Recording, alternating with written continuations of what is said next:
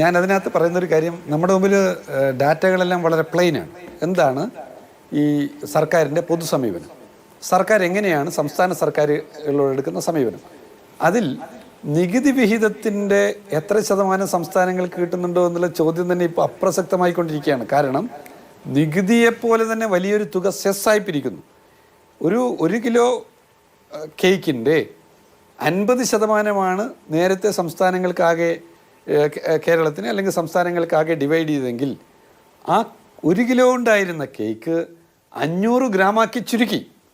ആ 500 ഗ്രാമിൽ നിന്ന് നമുക്ക് 50% കിട്ടുന്നു അല്ലെങ്കിൽ 40% കിട്ടുന്നു എന്ന് പറയുമ്പോൾ നേരത്തെ കിട്ടിയിരുന്നതുമായി താരതമ്യം ചെയ്യാൻ പറ്റാത്തതിൻ്റെ അത്രയും വലിയ കുറവ് ഓരോ വർഷവും വന്നുകൊണ്ടിരിക്കുന്നു. കാരണം ഓരോ വർഷവും കലക്ട് ചെയ്യുന്ന നികുതിയുടെ പേര് മാറ്റുന്നു. നികുതി എന്നുള്ളതിനെ സെസ് എന്ന നിലയിൽ അവതരിപ്പിക്കുന്നു. ഏറ്റവും ഒടുവിൽ പാസ്സാക്കിയിട്ടുള്ള നമ്മുടെ പുകയില ഉൾപ്പെടെയുള്ള ഉൽപ്പന്നങ്ങൾക്കുള്ള നികുതി വരുമാനത്തിൻ്റെ വർധനവുമായി ബന്ധപ്പെട്ട നിയമം സെസ്, അത് പൂർണ്ണമായും യൂണിയൻ ഗവൺമെൻറ്റിൻ്റെ കയ്യിലേക്ക് പോകുന്ന നിലയിലാണ് ക്രമപ്പെടുത്തിയിട്ടുള്ളത്.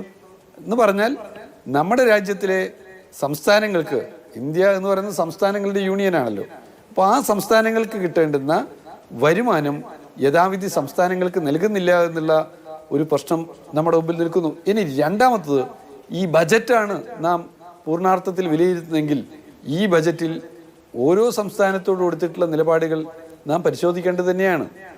സംസ്ഥാനത്തെ എല്ലാ സംസ്ഥാനങ്ങളെയും, ഫെഡറൽ സ്ട്രക്ചറിനെ ആകെ നിരാകരിക്കുന്ന ഒരു ബജറ്റാണിത്. ഫെഡറൽ സ്ട്രക്ചറിനെ നിരാകരിക്കുന്നു. വരുമാനത്തിൻ്റെ വലിയ പങ്കും യൂണിയൻ ഗവൺമെൻറ് പിടിച്ചെടുക്കുക, എന്നിട്ട് ആ പിടിച്ചെടുക്കപ്പെട്ട പണം സംസ്ഥാനങ്ങൾക്ക് നൽകാതിരിക്കുക, സംസ്ഥാനങ്ങളെ യൂണിയൻ ഗവൺമെൻറ്റിൻ്റെ നയം, തെറ്റായ ജനവിരുദ്ധമായ നയം നടപ്പിലാക്കുന്നവർക്ക് മാത്രമായി യൂണിയൻ ഗവൺമെൻറ് സഹായം പരിമിതപ്പെടുത്തുക.